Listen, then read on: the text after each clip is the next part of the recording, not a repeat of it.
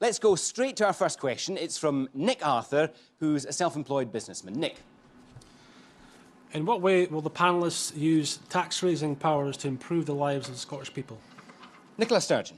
Well, we're putting forward in this election tax proposals that are fair, they're progressive, they're balanced and they're sensible. We're going to ask the 10% highest earners in the country to shoulder a bit more of the burden. We don't think it's right to do what George Osborne is planning to do, which is to give a very large tax cut to the best off in our society. We want to use that money instead to invest in our health service and to protect people against Tory austerity. Secondly, we want to go further than the UK government in raising the personal allowance. We want to raise to £12,750 the amount of money you can earn before you pay any income tax at all. But thirdly, we don't want to raise the basic rate of income tax because 2.2 million people who are struggling to make ends meet shouldn't pay the price of Tory austerity. And taken together, those proposals with our local tax proposals will help us to raise an additional £2 billion over the next Parliament that we can invest in public services, in growing our economy, in protecting disabled and vulnerable people, and I very much hope continue to make life better for people across our country. Let's see, Kezia Dugdale, what would your party do? Well, Nicola Sturgeon has laid out there what she would do with the powers to raise additional money, but it won't be enough to stop the cuts. It's not enough to end austerity. That's why the Labour Party is arguing that we should put one pence higher than the rate that George Osborne set on the Scottish basic rate of income tax. And if we did that, we can raise enough money to stop the cuts, to make different choices from the Tories. And one more tax thing that we would do, we would ask the richest to pay a bit more. Ask those people who earn £150,000 a year to pay a 50p rate. It's something that Nicola Sturgeon used to stand for, but it's something the Labour Party will do. And that, together with our tax-raising proposals, will raise enough money to stop the cuts. And I think that's what the vast majority of people want us to do in the Parliament. Use the powers, end Tory austerity and invest in our future in Scotland. Given the squeeze on public spending, Nicola Sturgeon, why aren't you prepared to put a penny on income tax? Why aren't you prepared to put up the top rate to 50p? Well, let me take both of those points. Firstly, on the basic rate, 2.2 million people, including 500,000 pensioners, pay the basic rate of income tax. Many of them are still struggling to make ends meet. Household incomes are under real pressure, and I don't think it's right to transfer the burden of Tory austerity onto their shoulders.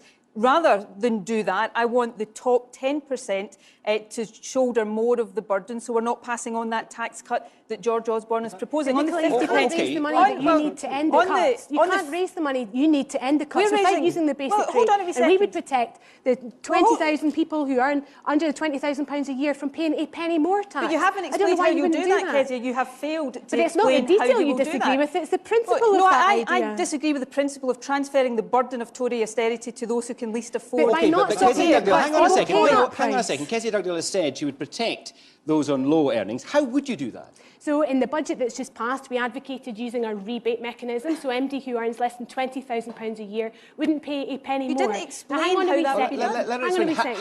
How would you do that? What mechanism would you use? So we would use local authorities. They already handle lots of ways to use cash, and we've spoken to a number of council leaders across the country that have said that this is how you do it from 2017? This is what we would have done in the previous budget. But moving into the next 2017. year, you can use the powers of the Scottish Parliament to make a difference. But which power would you use? How so would we're you talking about it? substantial new tax and welfare powers. But this is the point. If you earn less than £20,000 a year, you won't pay a penny more under Labour's proposals. Okay, we'll but how would you ensure that is the case? There's a really important next point here. But you're not answering my question. How would you achieve that? I'm trying to establish the point here. So if you earn £21,000 a year, and you might be in the audience tonight worried about what that would mean for your pocket, the answer is £1.80 a week. But the choice of not doing that is far greater. Nicola Sturgeon's ripped £500 million out of local budgets. Last chance, hang on a second. How would you ensure that those on lower earnings, those earning less than £20,000, would not pay the basic rate? So you have new powers in the Scottish Parliament which allow you to set the threshold rates. We'd be able to set new thresholds to protect low-income earners. I don't want people earning £20,000 to pay the burden of Tory austerity. What I'm saying is people earning over £43,000 should shoulder more of that burden. They will pay that price. That's how we, and what we're proposing will raise over the next Parliament an additional £2 billion. Not enough. Money that we can invest in our health service, money we can invest in education. It's fair and it's balanced. Let me just ask you on the 50p point. Let me just ask you on the 50p point.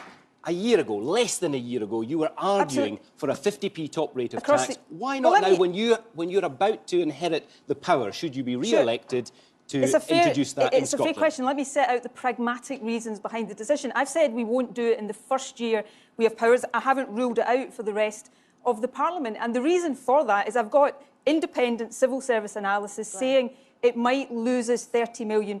Why is that the case? Because under devolution, unlike under independence, yes, we'll get the power to set the tax rate, but we don't get the power to set the rules on tax avoidance. So what I've said is that I would ask, if I'm re-elected, ask the First Minister's Council of Economic Advisers to look at this on an annual basis to see if we can find ways of mitigating that risk, So and we'll you're judge it in tempted? our budget every You'd year. like to? I think there should be a 50p top rate of tax, but you don't set tax rates if it's going to lose you money. I don't want to turn around in All right, I need to I bring don't want another. to turn around I need to bring in 2 another. years' time Stop. and say we've Let's got hear- less money to spend in our health. No, Let's hear. Nobody- Okay, let's hear from our audience. Gentleman in the middle here with a pink tie.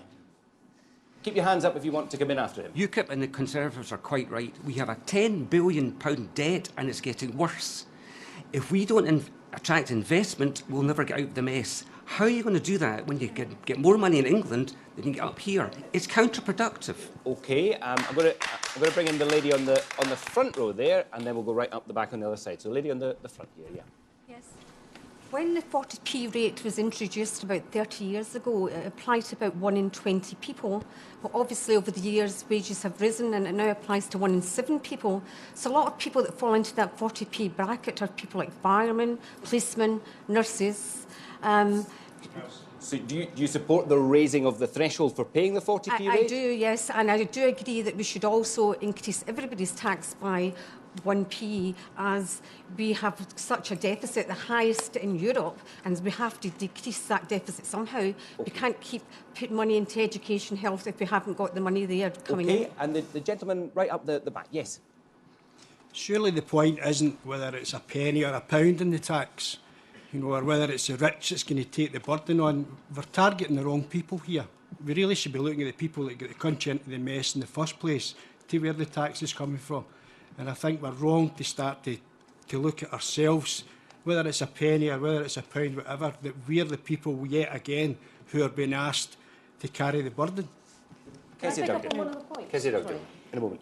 Why do we want to put up tax? The Labour Party wants to use the tax power so we can invest in education. Why do we want to do that? Because we want to bring jobs to this country. We can't compete with other European nations or other countries around the world on low skills, low insecure work. We have to get high skilled jobs here, which is why we have to invest in education to make sure everyone in this country can fulfil their potential. Now, the 50p policy that we've advocated is specifically for education. And what I cannot believe is that Nicola Sturgeon, who's made her name as this great socialist, this great crusader against austerity, is standing here tonight making an excuse that she won't introduce the 50p tax rate because rich people might avoid paying it. Why is there one rule for her and one for everybody else? She has talked about that, but Ruth Davidson doesn't want to introduce a 50p tax rate either. Okay, do you seriously think you could leapfrog Labour in this election? Well, it's entirely up to the people at home. But I tell you something, there is a vacancy in this country, and that vacancy is for a strong opposition that holds the government of the day to account. Okay, well, because in 9 years Kezia and Dugdale 6 answer that. leaders, I don't think the Labour Party has laid a glove on the SNP. Ruth Davidson's there is talking about public sector workers being in that middle income bracket. What she doesn't tell you that if we don't make different choices from what the Tories are doing down south, we will lose tens of thousands of public sector jobs. We've already lost 4,000 teachers under the SNP, and the predictions about what more we'll lose. What about the point about opposition? I mean, are you worried that the Conservatives might leapfrog you in this election? We have pushed the SNP at every stage to be bolder, to be more progressive. The Tories stand for less role of government in your life, to do less. I want a government that is going to make this country fairer, more equal, and I believe the Labour Party has the values to do that. It's not in opposition that I want to be, and it's Nicola's desk I want. I want to serve this country as First Minister, and it's Labour values and practice. You can have the desk, you're just not getting the job. Listen.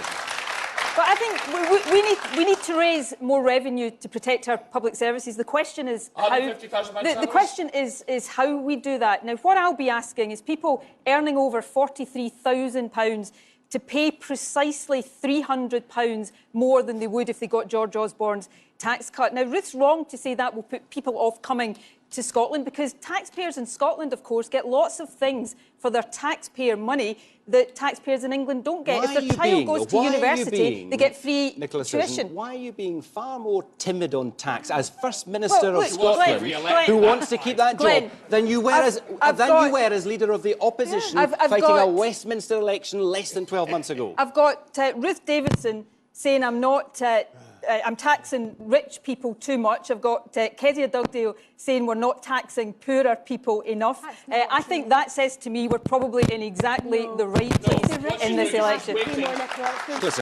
If elected, what are your party's plans to mitigate the upcoming changes in welfare that's going to hit Scotland? Thank you very much indeed. I want to concentrate on Deborah Torrance's question and ask you, Nicola Sturgeon, what would you do for Deborah? OK, well, when we get the powers, which will probably be 2018, firstly, we'll establish our own social security agency, so we're less reliant on the Department of Work and Pensions, which sanctions people more than it supports people. We will abolish the bedroom tax, which we mitigate just now. Willie's party, incidentally, helped the Tories introduce the bedroom tax. We did actually we will set up a new maternity and early years allowance so that we can... I'm coming on to disabled, but to help with child poverty, and we will maintain, not cut, support for disabled people. I think the Tory treatment of disabled people has been absolutely and utterly disgusting. It is scandalous. And Ruth Davidson, I'm no fan. You're not going to increase I am spending. no fan of Ian Duncan Smith, but at least he found it within himself to resign over the cuts to PIP. Ruth Davidson said nothing. She went into hiding. She sat silent until after She's also made her views clear this evening, but what I'm interested in is what you would do for Deborah. You said that you would maintain spending on disability benefits. What do you mean by that? Well, I don't think there should be any further cuts to disability benefits. I think, and I hope... But they won't, well, first they won't of be all, more generous. Well, first of all, we've got to stop the cuts. Yes, I would like to see us get into a position where we are more supportive of people with disabilities. For example, you know, when the Tories abolished the Independent Living Fund, we got the power over that. We didn't abolish it. We protected the Independent Living Fund, and we added an extra £5 million to the Independent Living Fund. So no further cuts to disability-related benefits if you're re-elected? Absolutely. Okay. I do not believe we should be trying to balance the books on the backs of disabled people. That is a fundamental belief of mine. Kezia Dugdale. The Labour Party's proposals for the election are actually very similar to the SNP's. We've talked about increasing the carers allowance to GSA. We've talked about abolishing the bedroom tax once and for all, using a new maternity grant to help struggling mums. But there's perhaps one idea that we have that's a bit different from the SNP, and that's about having a new employment agency in Scotland. So we'll get powers over the work programme, and I think we can do an awful lot better with that than we've seen the UK government operate. So we could have a new agency in Scotland which helps people get into work, and those people in work get on in work. And critically, that's got to help people with disabilities get the support they need to take a part in full employment and live decent, dignified, fulfilled lives, and that's what we would do. Thank you. We're going to take another question. It comes from Brooke Ritchie, who is a high school student. Brooke. Hi. How are you going to improve education funding for young people, particularly from deprived areas in Scotland? Kezia Dugdale. The Labour Party wants to close the gap between the richest and the poorest kids in the country, not just because it's the thing we must do to deliver a more socially just society. We have to do it for economic reasons. Otherwise, the world is going to pass us by, and all those high-skilled jobs of the future will go to other countries because we've not been able to give our people here in this country the best possible education to fulfil the best possible start in life. There's a story in the newspaper this morning about Scotland having the highest dropout rates of any of the 4 nations across the UK when it comes to our universities.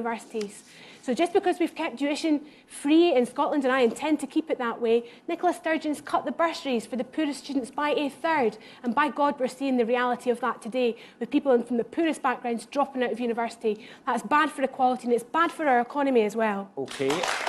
Keep your hands up, because we're going to come to the audience in just a moment. But Nicola Sturgeon, the cuts that Kezia Dugdale just on the last point Kezia raised there, the dropout rate from university is too high, but it's dropped over, at the time we've been in government, from 9% to 6%. I want to get it down even further than the rest of the nations of the UK. You know, this, I hope, will be one of the, not one of, the defining issue of the next Parliament. It's certainly my biggest priority if I'm re-elected as First Minister. And if there was one measure of that, after the next 5 years, should you continue in control, how would we know that you've done it? I'm going to start publishing greater information than has ever been published before about the performance of schools. So you'll all be able. Years, Nicola. You'll Why all are you be just turning able your to eyes judge. to this now? You'll all be able to judge whether or not we're succeeding. But let me tell you what I'm going to do to try and do it. Let me bring in. That was just to let you respond to Kezia Dugdale. I'm going to bring in several members from our audience. The lady on the front row here, yes, in the blue top.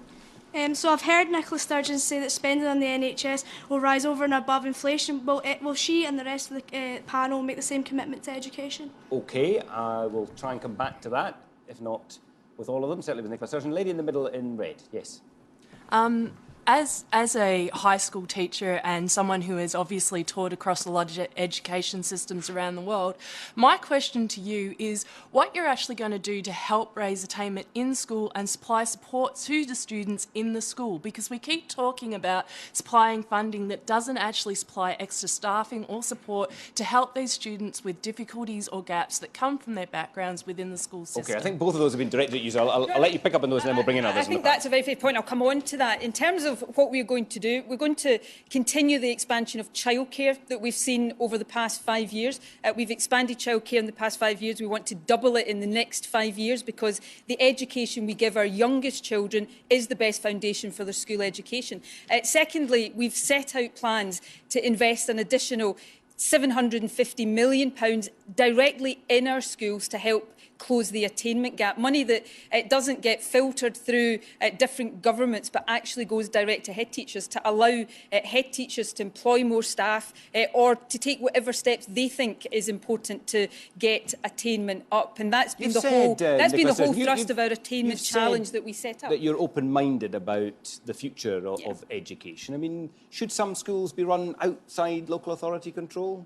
I want to see more money get direct to head teachers, so I don't want to see it being, always filtered through governments. That's why the money that I've just spoken about, we're going to get direct into schools, because what I want to see is schools and teachers and head teachers in schools much more empowered to do what they think needs to be done to raise attainment. The third point I want to make is about higher education.